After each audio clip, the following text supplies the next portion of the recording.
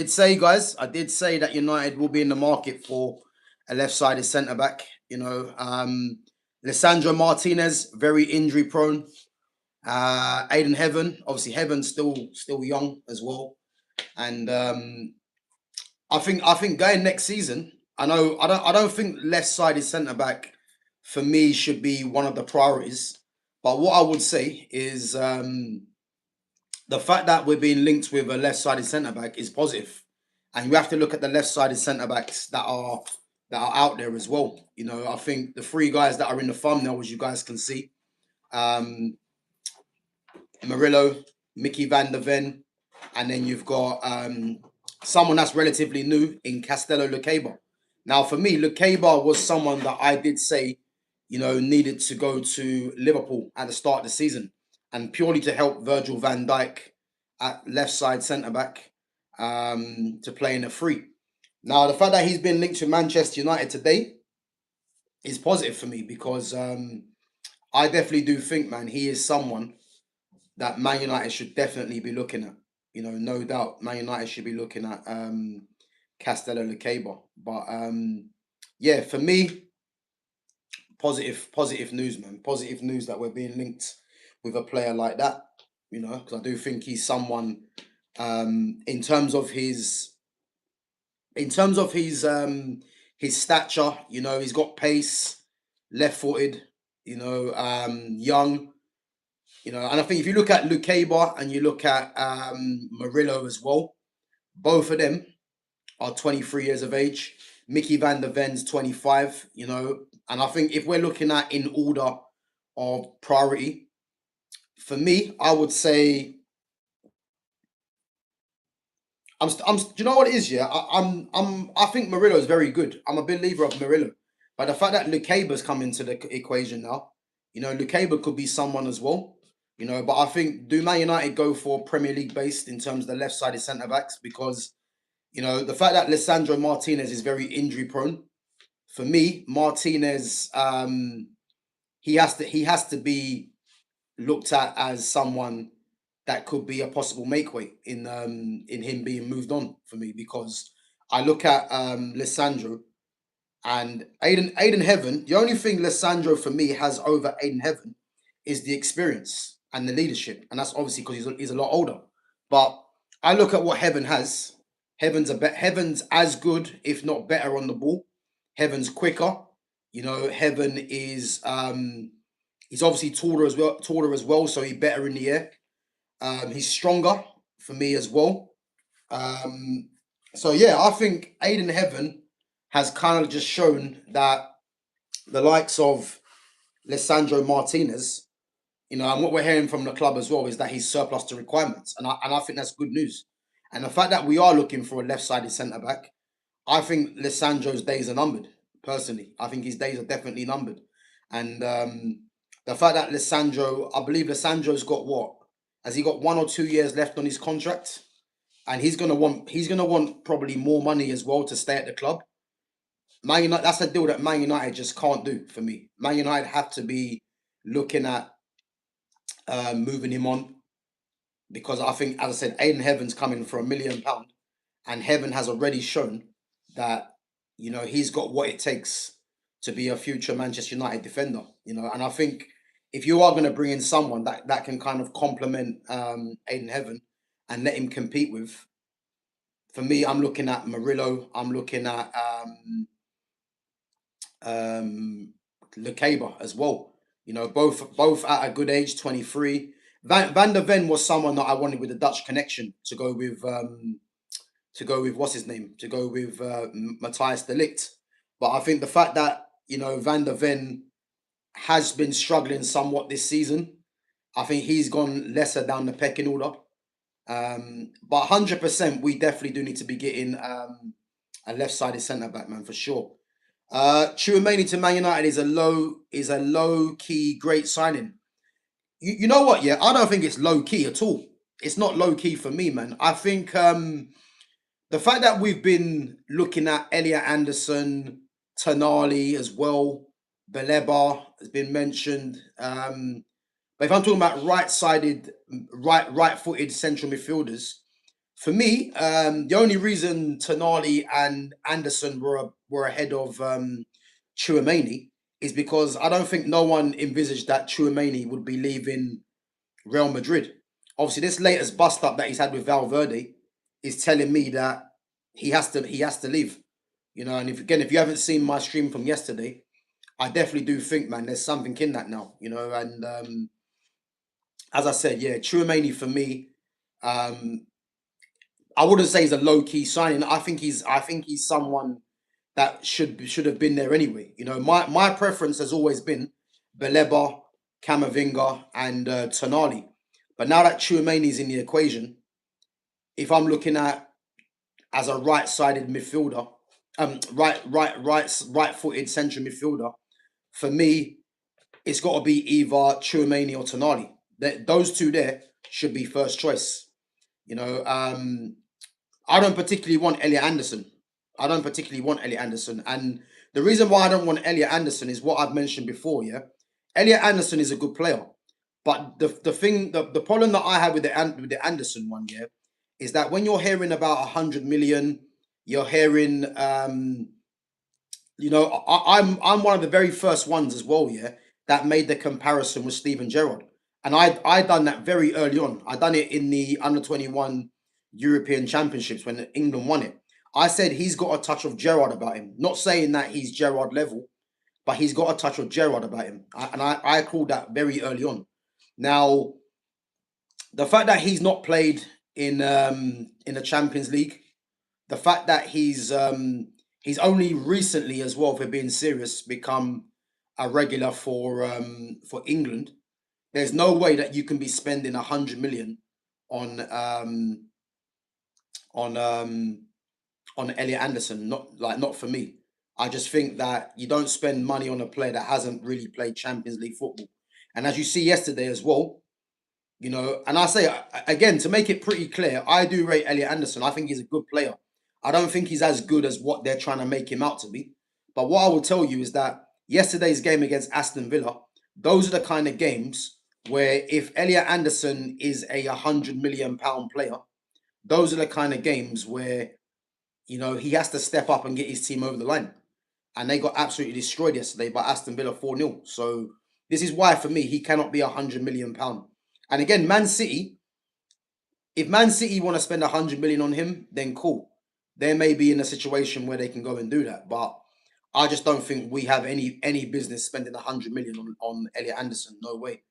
Um, Chouameni, when he was playing, is one of the best midfielders in the world for me. He is, he is, he is. And as I said, if we're going to take a midfielder from Real Madrid, I want Camavinga personally. But it's looking like Chouameni has a strong possibility, man.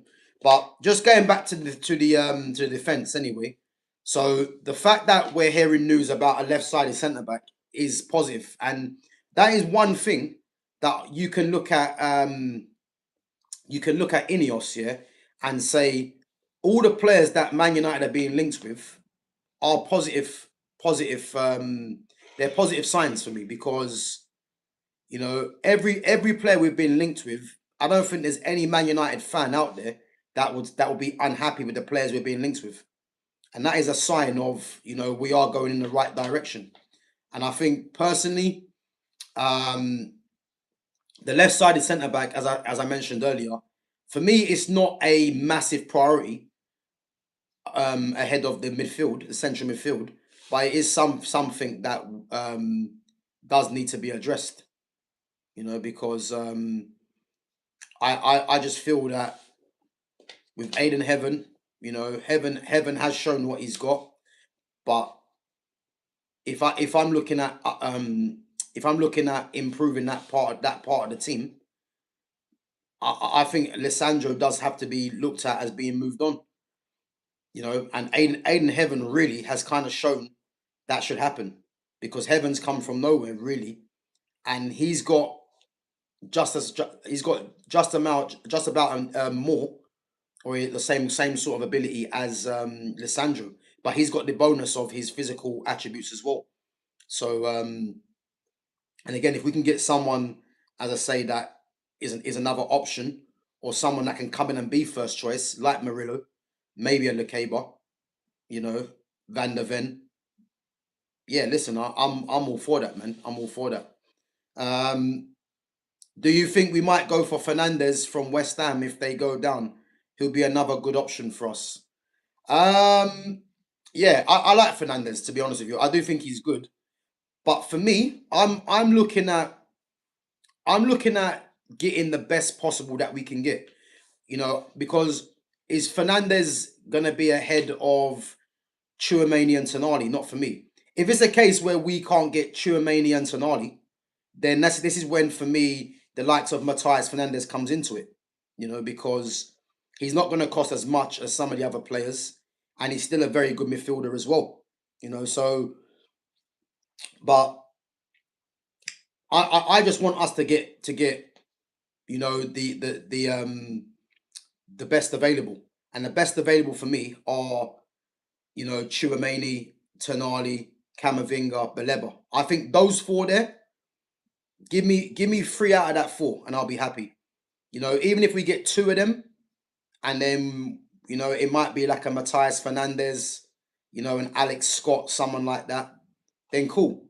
But we definitely need two left-footed central midfielders, um, and then we need two left-footed central midfielders. We need, and then we need a right-footed one as well. You know what I mean? Because I think the fact that we got Kobe Minu, I wouldn't be happy if Manchester United go and get two right-footed players and then a one left-footed player, because we need balance in that central midfield area. So that's one thing that I think needs to happen. Um, Big up to Exedra, big up, bro, big up yourself, man, each and every time.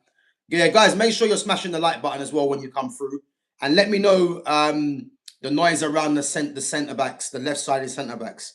Do you think this is positive news for Manchester United? Because I definitely do believe, left-sided centre backs, man, is a must for me. I think in order of positions, definitely the central midfield is what we need to be focusing on. Then from there, I would go left wing. Then I'd go left side centre back for me.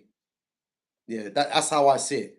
Because I'm looking at Man United getting minimum five players, three central midfielders, left wing, and then a left side centre back. And then if we happen to get another player, this is when it can be either left back or right back for me. I mean, if we could get seven players, that would be ridiculous. But I think three as a minimum needs to be done. So yeah, three centre mids, left wing, left back, right back, and centre back. Yeah, that is exactly what I'm looking at. But I think the fullbacks for me, I think other people might have a difference of opinion, but I think the fullbacks for me, I'm not looking at the fullbacks as a massive priority ahead of midfield, left wing, and left side centre back for me. I can understand people saying fullbacks, but um, the reason I say left back is not a massive thing for me, because I believe Dorgu for me. I've always said this. Patrick Dorgu for me he's our answer to Alfonso Davies in terms of the physicality and the pace, and I want to see him at left back personally, because I like seeing the overlapping fullbacks. Whether Carrick sees Dorgu as a winger, I don't know, but if we go and get a left winger like a Illiman and Jai, let's say for instance, for me, Dorgu playing left back um, is what is.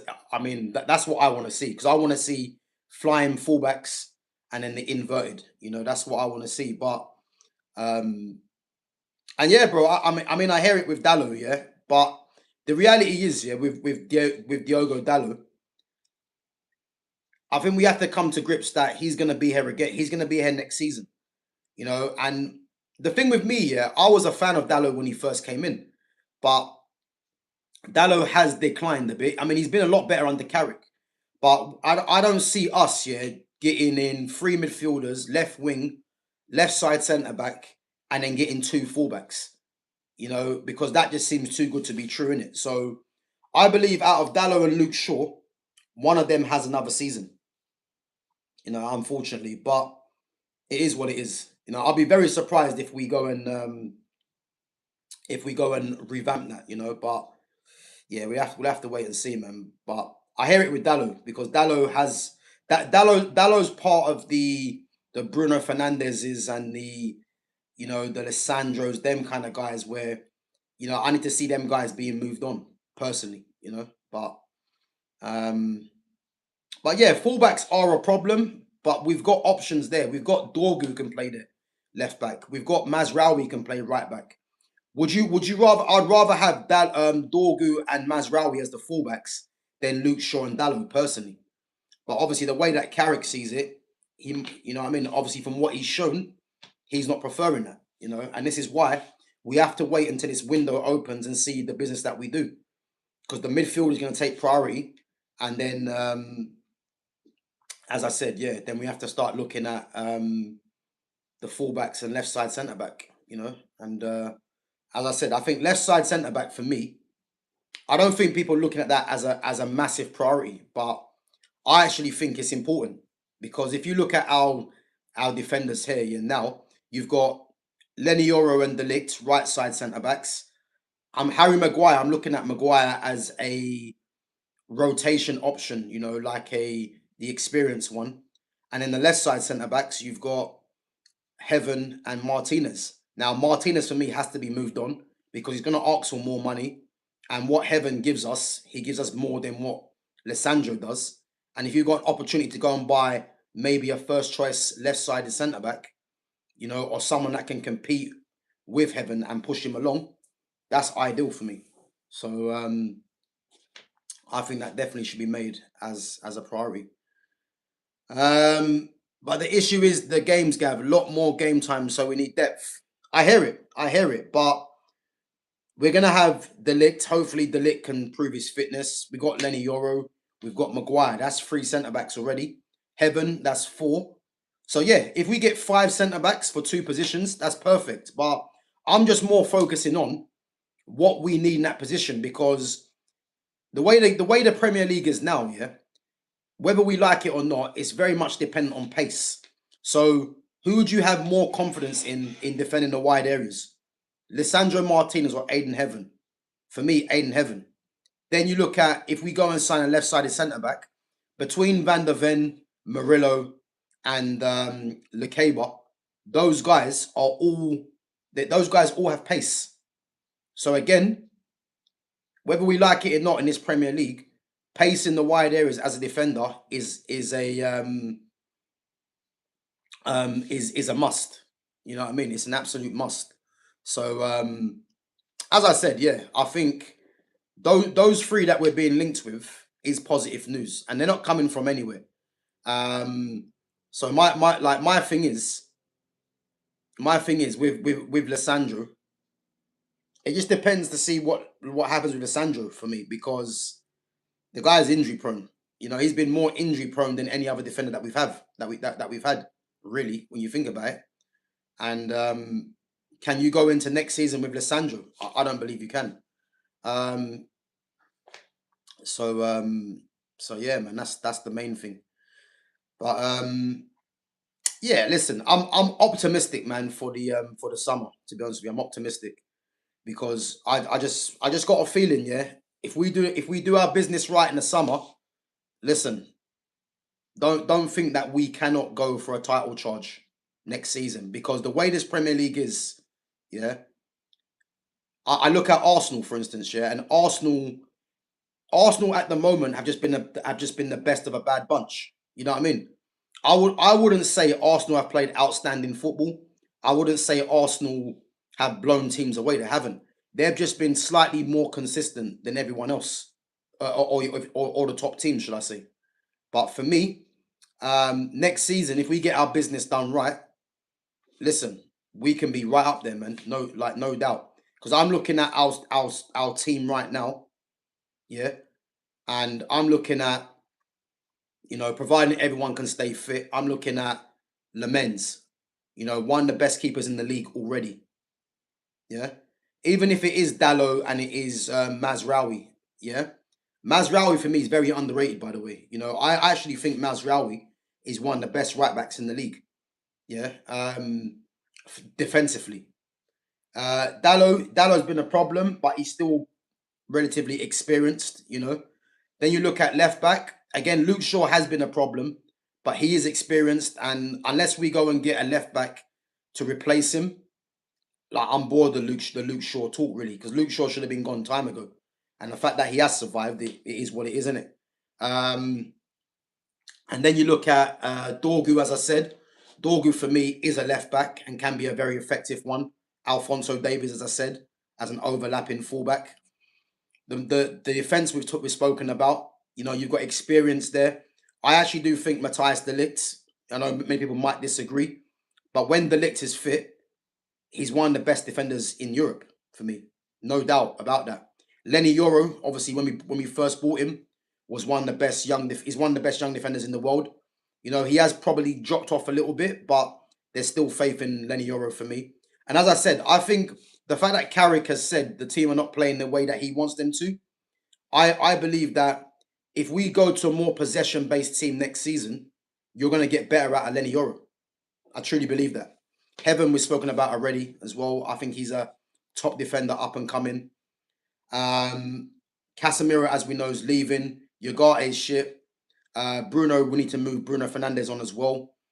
Ahmad, as I've mentioned, Ahmad hasn't been in the greatest form, but for me, and I don't see too many people talking about this. Amad Diallo, if Man United want to get better from Amad Diallo, he has to be playing central as a number 10. I'm going to stick to that. He has to be playing central to get more involved in the game. Yeah. Kobe Manu, again, Kobe Manu for me is a future captain for Manchester United, no doubt about that. Come through the academy, and is a quality player as well. Cunha having to play left wing, again, Cunha's someone that needs to be more involved in the game. And then you've got Mason Mount. He needs to go. I mean, I'll put Mason Mount with Ugarte as two players that definitely need to be moved on. And then you've got Xerxes for me. Xerxes needs to be getting more game time, and I believe he will stay next season. And you've got Sesko as well, and Mbeumo, who I'm not a massive fan of Mbeumo. He does have his positives, but as a footballer, I don't really rate him like that. And then you've got Benjamin Sesko as well, who for me in his debut season has been decent, but I don't think Benjamin Sesko should be a starting striker week in week out for Man United. And his reasons for that. So let's see. We need another striker as well to rotate with Sesko. Xerxes will leave.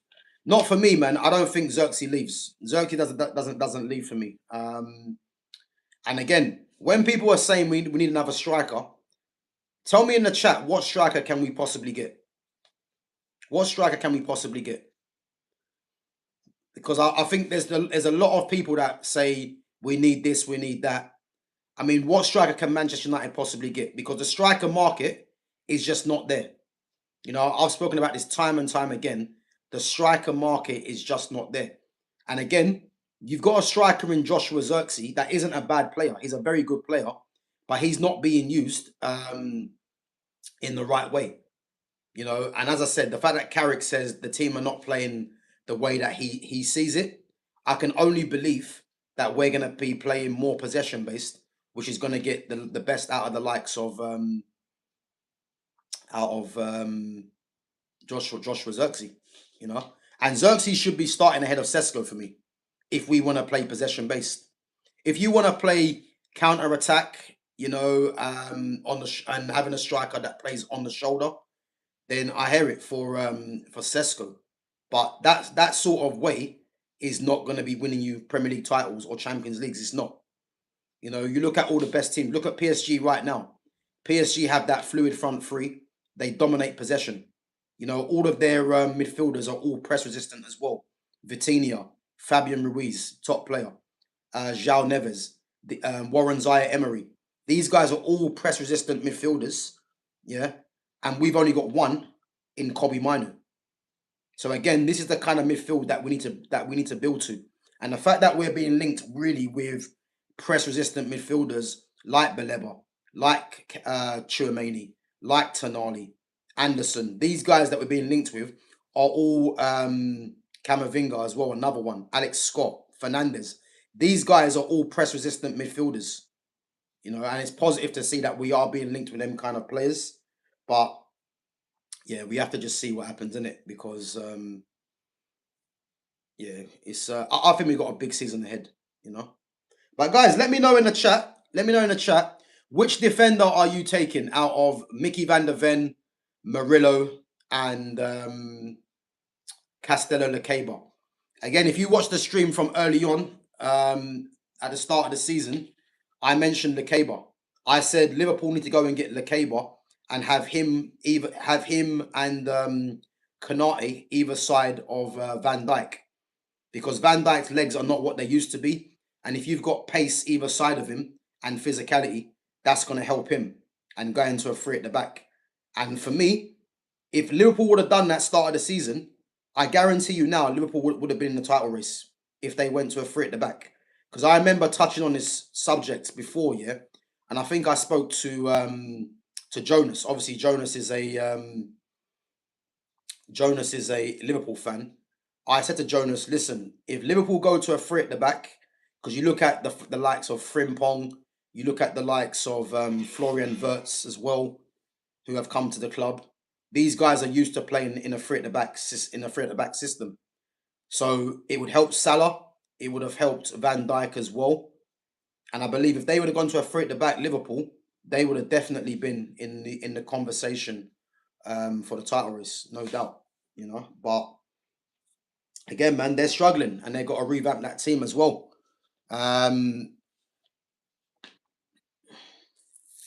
Man wants relegation for the defenders now. Big up to Clockenders. Boy, listen, European heritage, Mickey van der Ven. So I'll keep quiet for that one, Clockenders. I'll keep quiet, man. European heritage. Until you guys get a European trophy, you can't be cussing Tottenham, man. It's illogical. Come on, man. Gav, can you explain to me why Ahmad has 0 goals in the Champions League at nearly 24 years old? I'll tell you why that's not true, yeah? I'll tell you why that's not true.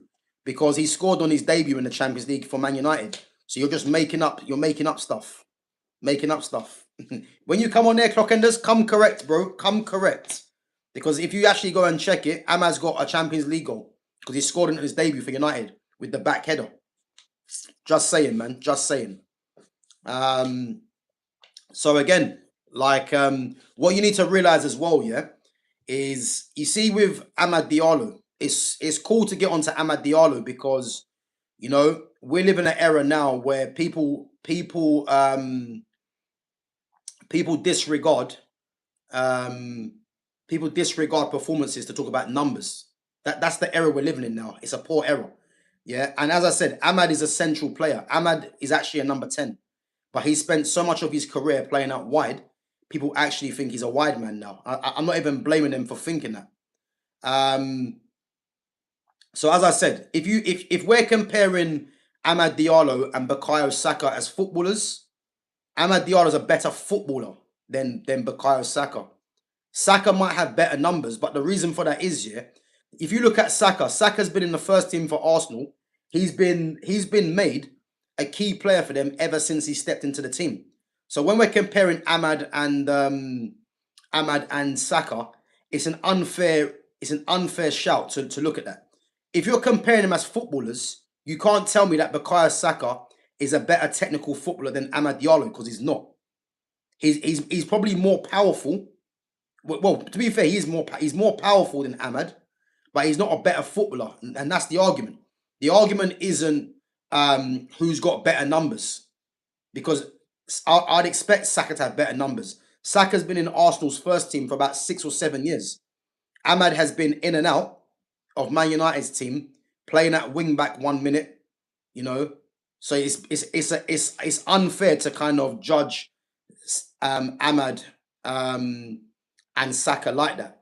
If you're saying Saka is ahead in his career, then I'd expect him to be. because, as I said, he's been playing regularly for Arsenal ever since he first stepped into their squad. Ahmad hasn't been doing that. Not to mention, Ahmad is a central player anyway. And I guarantee you, if Michael Carrick, who's manager, or any other manager that comes in, if you play Ahmad centrally and Ahmad gets a consistent run in the team, and we are a ball possession based team, you're gonna see how good Ahmad is. I've got no doubt about that. But again, it's easy to crash it on Ahmad because people look at recency bias. You know what I mean? Because when Saka came on against Atletico Madrid in that away first leg, he was poor. But because he's got 2 goals in his last 2 games, all of a sudden there's a clamour for Saka. And that's what I'm trying to say, man. It's a flip-flop mentality. I hear it. I agree with you. Ahmad needs to be playing more central. He does. He does need to be playing more central, no doubt. 0 goals, Gav. Have you hit your head? No, if you check it, man, I'm pretty sure he's got a goal in the Champions League.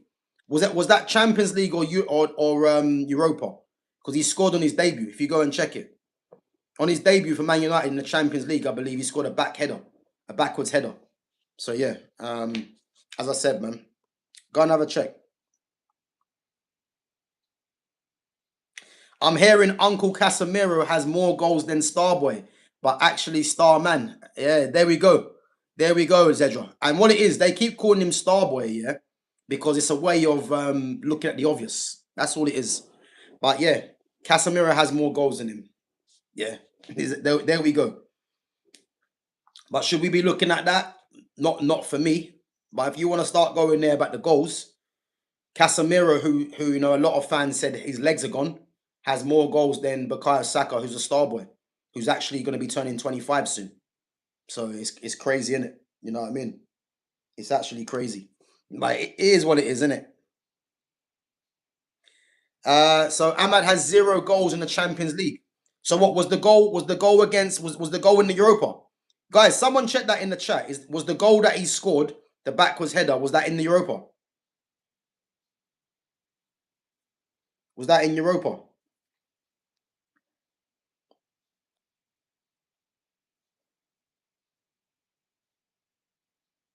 Was that Europa? Okay, fair enough. Europa. Yeah, listen. If Ahmad would be the first one to say that it's unacceptable to have 0 goals in the Champions League. But again, the question that I'd ask you, how many games has he played consistently in the Champions League? Because we can all throw out stats here, but there has to be some sort of context. And a lot of people don't want to apply context. They just want to get excited because their team's in a Champions League final when they're going to get smoked, yeah, by a PSG. They're top of the league at the moment. So everything's looking good. I hear it. But the reality will come to hit, yeah, when they fail. So listen, keep that same energy. That's all I'm saying. Um, yeah, he scored against AC Milan, I remember. Yeah, he did. But was that Europa or was that Champions League? I can't remember.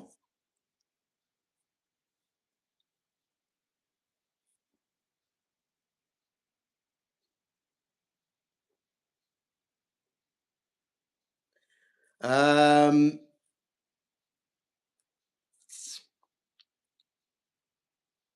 so who's humbling him at his What we doing there? Yeah, listen. You Arsenal fans are saying Kels, man. That's what I will say. You Arsenal fans are saying Kels, man. As I said, you would have thought that you guys have won the league already. You know what I mean? Um,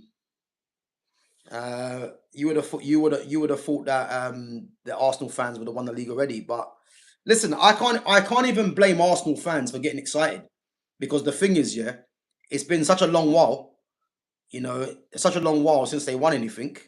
Um, you can't even blame them for getting excited, man. Like I hear it. Any Arsenal fan right now, yeah, that wants to be glazing up their players and saying this and that. Honestly, I cannot even blame you guys. I cannot blame you. But what I'll tell you, yeah, is that when it all comes crashing down, I just want to see the same energy. Because best believe me, yeah, I'm gonna be here regardless. When Arsenal fail, if Arsenal do win, I'm gonna be here regardless. And I'll tell you this now: when Arsenal fail, it is going to be epic. You're going to see a stream for the ages because I'm going to be on pure smoke, yeah, with all you Arsenal fans that have been chatting. That I'm just letting you guys know anyway, you know. But listen, you guys have Sunday, yeah, and I'm telling you this now. I'm predicting this now, yeah, and you've heard it here first. Write it down in your diaries. I'm predicting this now, yeah. I'm predicting Man City beat Brentford. And the Man City Brentford game is not going to be easy because Brentford are actually in good form, yeah? But Man City at home, they're not going to, I think they're going to get the job done and they're going to get it done where it's going to be a 2, I'm looking at a 2 or 3-0 game for Man City. I think they're going to come out early doors against Brentford and I think they're going to get a couple of goals early, yeah? So I'm predicting 2 or 3-0 to Man City to close the goal difference. And then Arsenal play West Ham on Sunday. I'm predicting a draw. It might be a 1-1 draw. It might be a 0-0. Yeah? But I'm predicting a draw. And I'm telling you this now, yeah? This is Arsenal's chance. Because I'm telling you this now, if Arsenal beat West Ham, even I would say, yeah, Arsenal winning this league. But they've got literally this game, and it's a London derby. West Ham are fighting relegation, yeah? And West Ham need points. Yes, they got beat by Nottingham Forest last week, but they're at home, and their home form has been decent as of late. And as I said, if they pick up a point at Arsenal, I'm telling you this now, City win this league.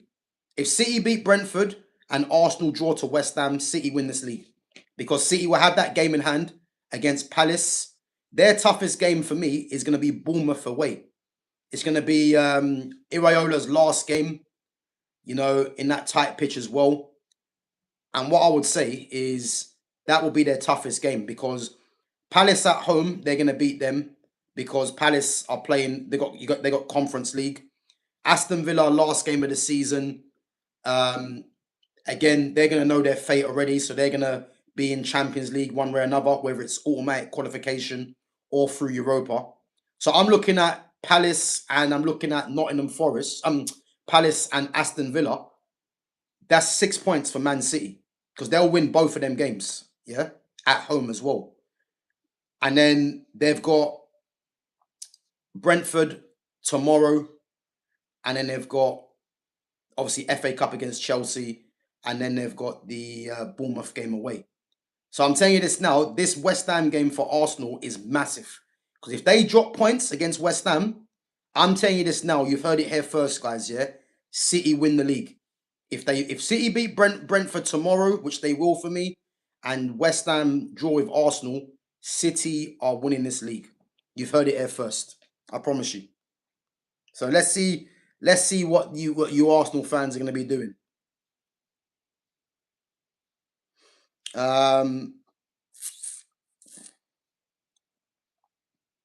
Yeah, listen, clockenders.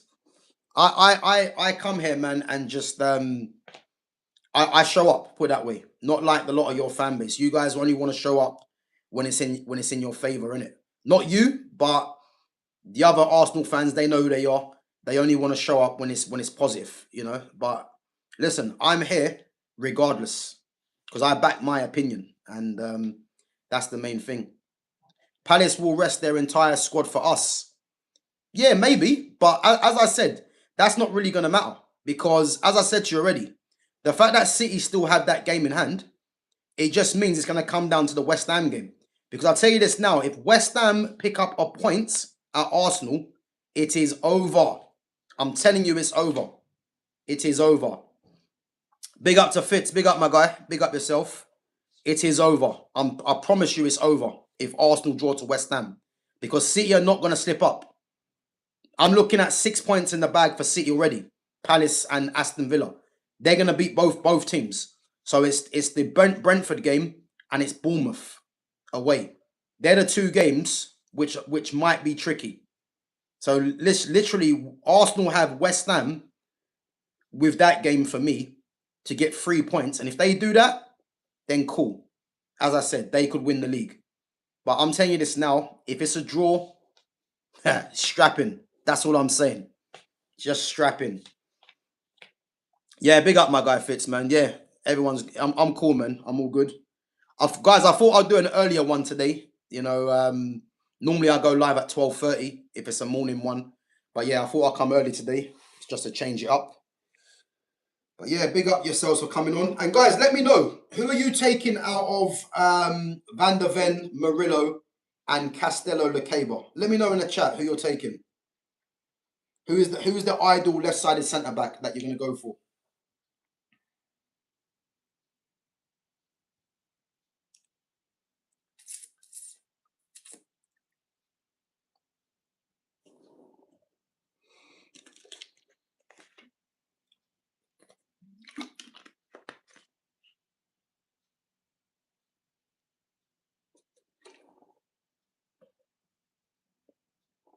Yeah, listen. I've said this for a while, Gav. Van Heck from Brighton. Yeah, I think I remember you saying this actually. But you know what I'm going to say though with Van Heck here? The reason why I like Van Heck has never really been a possibility for me is because Van Heck's right-footed. The only way you go for a Van Heck here, really, is if you're gonna sell the Ligt or sell Lenny Yoro. That's the only reason. The reason why I'm saying left-sided centre backs here is because having a left-footed player playing, having a left-footed player on that left-hand side is for balance, And I look at Heaven. Heaven's one for the future. So is Lenny Yoro. The Lick's our best centre back for me. Harry Maguire offers the experience.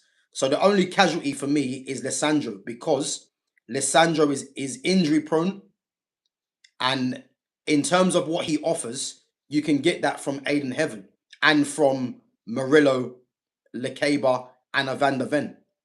So that's how I see it. But yeah, Van Heck's is a good defender, but he's not really needed because of what we've got already. If it was a case here of if Harry Maguire moved on, then Van Heck might have been a decent shout. But there's no point getting Van Heck unless you're gonna sell the Ligt or Euro for me, Um, can't believe you're after Spurs defenders. Generally, gonna go round and round and round and round. European heritage, bro. Come on, man. If we're gonna go for a player from Tottenham or a defender from Tottenham that's won a Champions League, listen, that's won a Europa League, sorry, then or a European trophy. Come on, man. What are we doing here? What are we doing? His defensive instinct is unreal, Gav. He'd allow for more skillful players around him. Bro, I hear that, yeah. I hear that, Izedra, yeah. But realistically, we're not going to get him because who goes then? Who goes? If you're saying the Lick goes and we get Van Heck, I hear it, but that's not going to happen. And we know that Brighton asks for a lot of money. If we're going to get Baleba, they're not going to sell us Van Heck as well. So the Van Heck one, I hear it, but it's not really realistic. It's not realistic because we've got players that play where he plays. This is why I keep saying Lissandro, unfortunately, is the casualty because of the injury record and because of the other players offering what he doesn't have. So,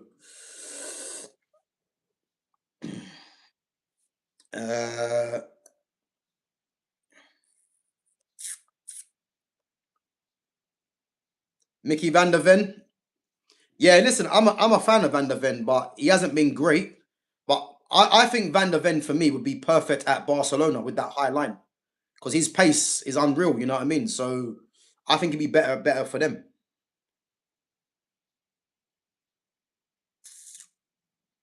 Um,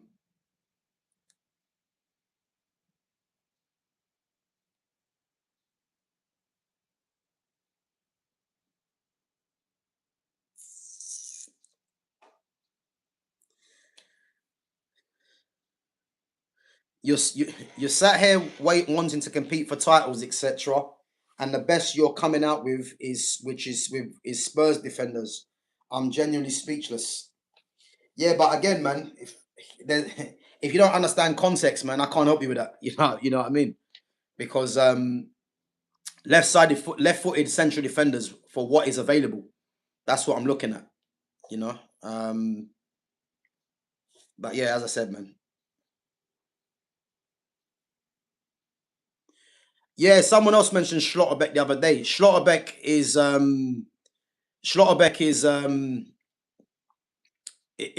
has signed a new contract. Yeah, he signed a new contract. So yeah, it's not gonna happen. Baleba has been dreadful for 9 months. But again, you see this Baleba has been dreadful, yeah? I don't think he's been dreadful. I just think he hasn't been that great, yeah? But what I'll keep saying, yeah? Forget about his form, yeah, because there's no one that can say he's been that bad for 2 to 3 seasons. It's just that this season he hasn't been that great, yeah. But look at the attributes what he's gonna offer United in that midfield. That is the most important thing. I'm not gonna base it off of the fact that he hasn't been that great for a season, because the same way people were saying that Elliot Anderson is £100 million after what a season, you would say. I don't believe that you can start saying that Baleba's no good now. That's been driven by other people. And a day, look at the attributes. I'm hearing people say that he's similar to Kobe Minu. I mean, I've never heard such nonsense in my life. He's nothing like Kobe Minu. The first thing is he's left-footed anyway. You know what I mean? So, um, as I said, man, I want Baleba for what he's going to offer. Press resistant, box to box, a ball carrier. Decent passing range, not great passing, but decent. But we're bringing him in for the energy that he's going to have in the midfield. I want ballers in there, but you need to have someone as well that is a bit different, and he's left-footed. Put it this way, yeah. I'll make it simple like this: if Baleba wasn't left-footed, I wouldn't go for Baleba. That should tell you everything, because we need left-footed central midfielders. Eduardo Camavinga, I think we need two. One that is a baller like Camavinga, and then a Baleba for me, left-footed ones. Um,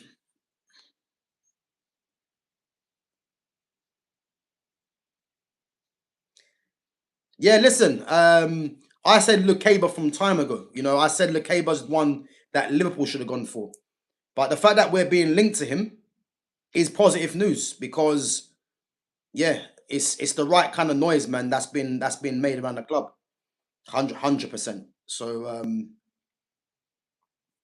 So yeah, man, I'm with that signing for sure, because he's a very good defender.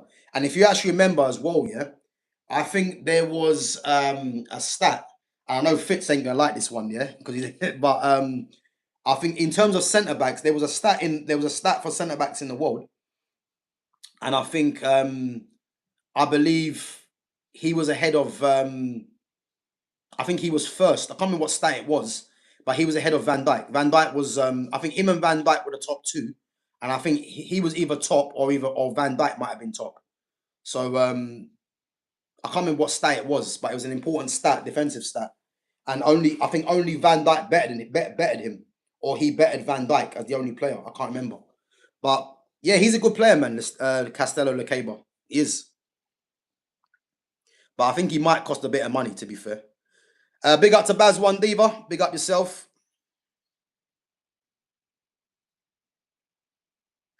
Coyote, Mukiele are two right backs Man United should look at signing. Yeah, Coyote I've spoken about. The one that I want, which is he's likely to go to Man City, is Guevara Reed. Javara Reed. Man City and Bayern Munich want him. They're looking at him, and they can get him for cheap. He's only 19. He's the one that I would like United to invest in. Coyote at Brentford, I think's good as well. But I want a technical fullback for me. I don't want a powerhouse, really. I want someone that's a footballer first and foremost, and then the powerhouse comes secondary. But Mukiele, formerly of PSG and Leipzig, I don't really want him, if I'm honest. He's now at Sunderland. I don't really want him. Um,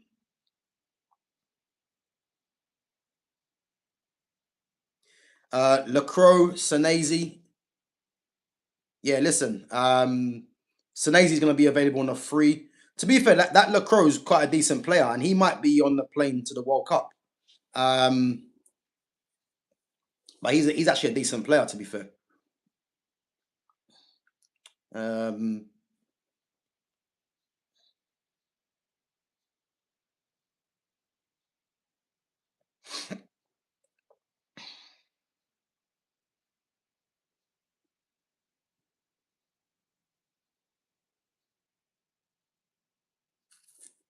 guys, is there anyone, speaking of that, is there anyone from the championship that you think's worth um worth a shout?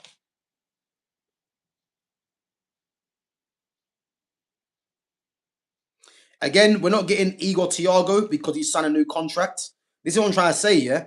A lot of the players, like, this is why when people say about strikers, yeah, the striker market's dead, and you're not really gonna get any of these strikers, you know. Igor Thiago just recently signed a new contract for Brentford, so you're not gonna get him. You know, it's like when people are saying about Jimmy Garner, James Garner. We're not gonna get James Garner. He signed a new contract for Everton recently as well. So that's what I'm trying to say. Like, there's a lot of talk going around about certain players. A lot of these players have signed new contracts. I knew someone would say Hayden Hackney. I knew someone was going to say Hackney. Again, Hackney for me is not going to happen. I know Carrick had him at Middlesbrough, but we have to think of, yeah, if we're looking at Matthias Fernandez, Alex Scott, as, you know, third choice, third and fourth choice, you might say. Hackney, what's he going to be? Fifth and sixth. So I just don't see that happening. Again, you got Lamine Kamara at Monaco, someone that I touched on before as well. You know, he's someone that we should be looking at for me. You know, that might be a cheaper alternative. But yeah, let's see, man. Let's see what happens.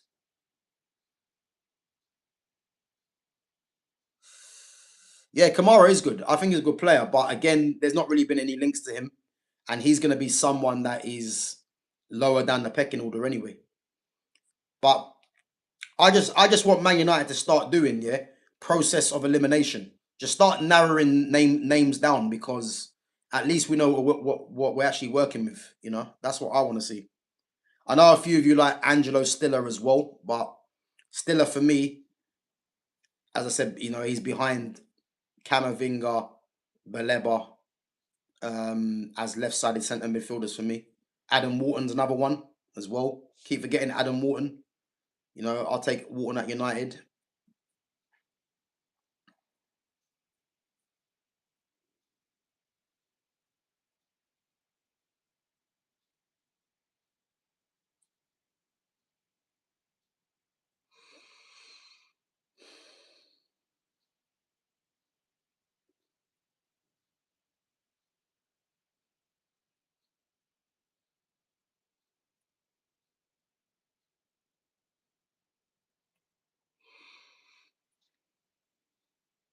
Harry Wilson.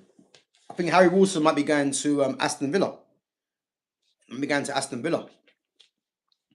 Clocks, would you take Harry Wilson at Arsenal to compete with Bakayo and Madueke?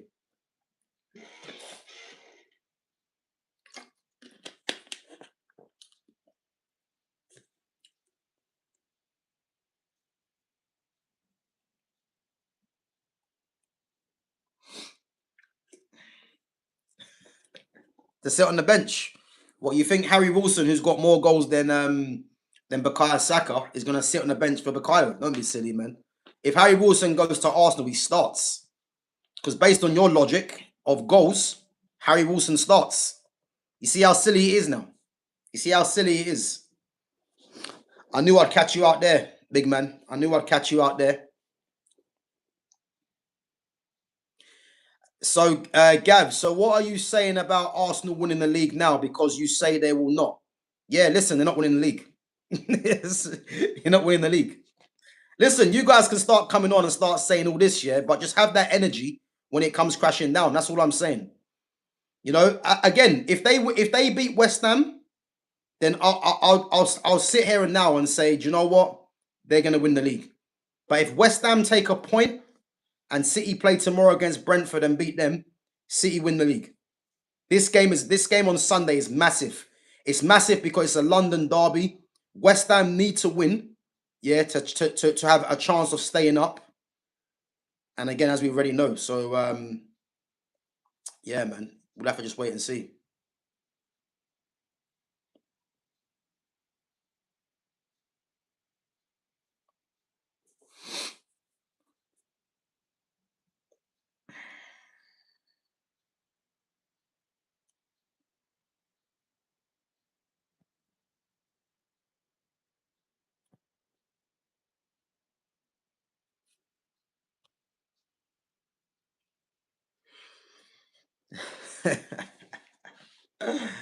Yeah, listen, let's see, man.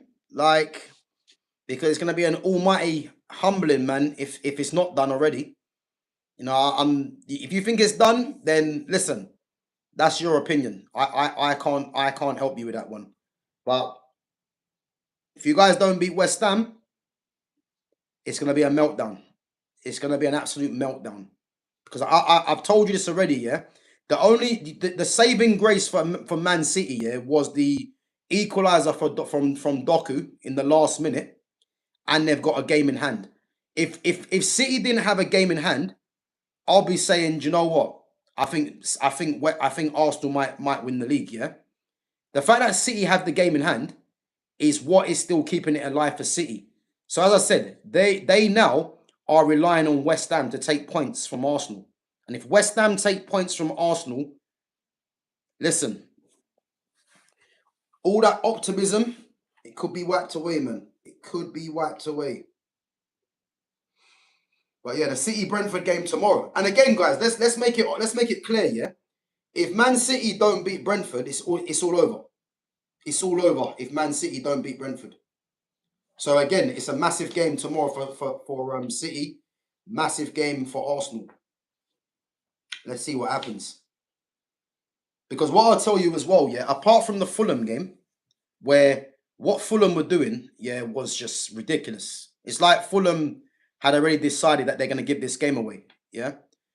If you just look at Arsenal's last few results, yeah, they're not scoring goals. They're scoring the odd goal. The Fulham one was an anomaly because Fulham just didn't turn up. They were poor. I watched that game. It's one of the worst performances from an opposition team that I've seen. The fact that Arsenal are not scoring many goals, yeah, that should tell you everything. And again, I'll go back to it, yeah. If you look at the Arsenal goal against Atletico Madrid, that was another mistake from an opposition. Because if Oblak goes and shuts Gyökeres down, and even if he gives away a free kick, Arsenal don't score that goal. So that game should have gone to extra time. But the fact that Oblak decided to go back into the goal and allow Gyökeres to put the cross in, that's how the goal came because it landed at Trossard. Trossard got the shot off, rebounded back into the area, and Saka tapped it in. But that goal would never have happened if it wasn't for Oblak not going back into the goal. It was a dumb decision to make because once you commit and come out as a goalkeeper, even if you make the foul, yeah, you're not going to get sent off because, like, at worst you'll get a yellow card. But if he would have committed the foul on Gyökeres, again, they would have been allowed to reset Atletico Madrid and defend the free kick properly. So it was a poor decision from Jan Oblak, you know.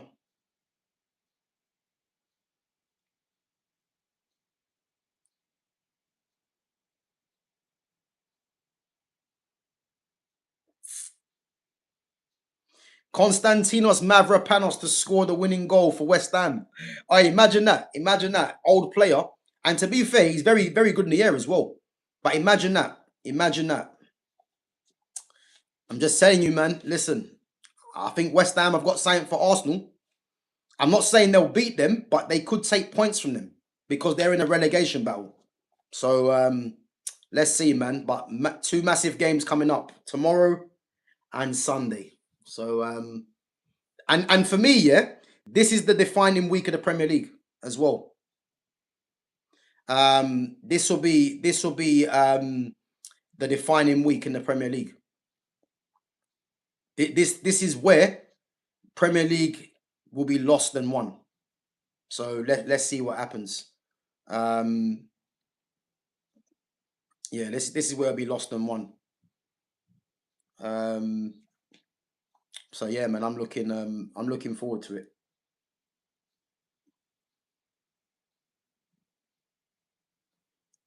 100% Gav goes in. We win Sunday, it's over already. Yeah, but listen, that's what I've said. I said if Arsenal beat West Ham, then I'm gonna say Arsenal win the league. I think they'll win the league because you've got Burnley at home. I mean, Burnley are not playing for nothing, so you'd expect a win there. And then the last game of the season is Crystal Palace away. And if you win all your games, then you win the league. So this West Ham game is what everything's riding on. So the West Ham game is the defining game for Arsenal. London derby as well. So yeah, listen, man, I'm looking forward to that game to see what happens. Because I'm telling you now, I think West Ham get something from that game at home. I think they get something. Gav, do you rate Anthony Gordon?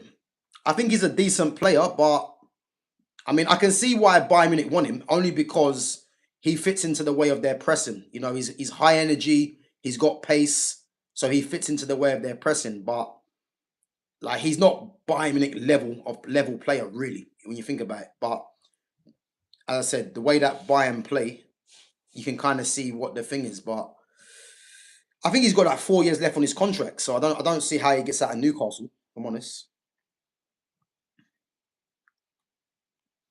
Got your West Ham shirt ready. Well, hey, listen, I won't need it, man. I won't need it.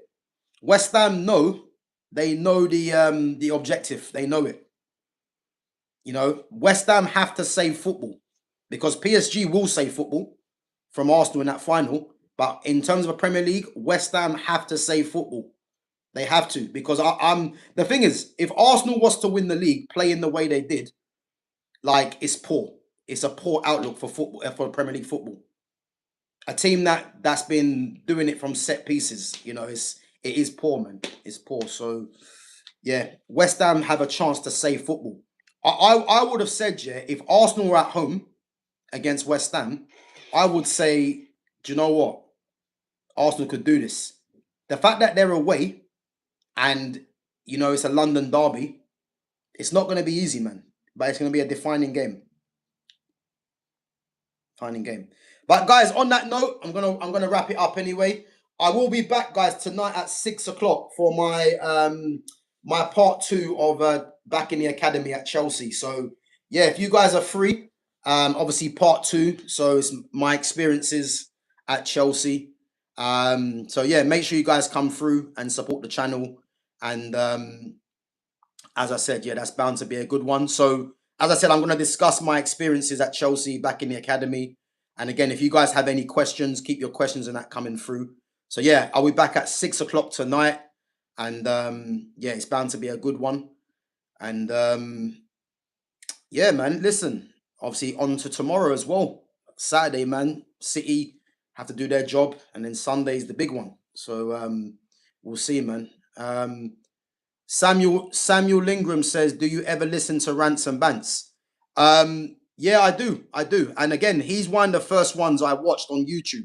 And what's actually funny about Rants and Bants, yeah, is that me and him, I don't know him, but me and him have had a very similar football career. And I think when I was at Chelsea, two of the players that are at Chelsea were actually from his area that he actually knows, isn't it? But again, he's someone that when it comes to football content, he's one of the very first ones that I've watched because he's someone that knows his football. Like he knows his football, and as I said, we've had very much a very similar career, you know. And he's very much one of them people that how he says it, people might not like it, but you can't disagree with what he says because how he breaks things down in football is very much, you know, how I like to do as well. So yeah, big up to Ransom Bants, man. He's, as I said, he's definitely one of them. And again, I've had Flawless come on here as well. Big up to Flawless at Sarcasm City as well. He's another one that's come onto the channel before as well. So yeah, them guys there, man. Yeah, I got time for them guys. Them guys, they know football, man. They do. Not like a lot of other content creators that are in this space, man. But it is what it is. It is what it is.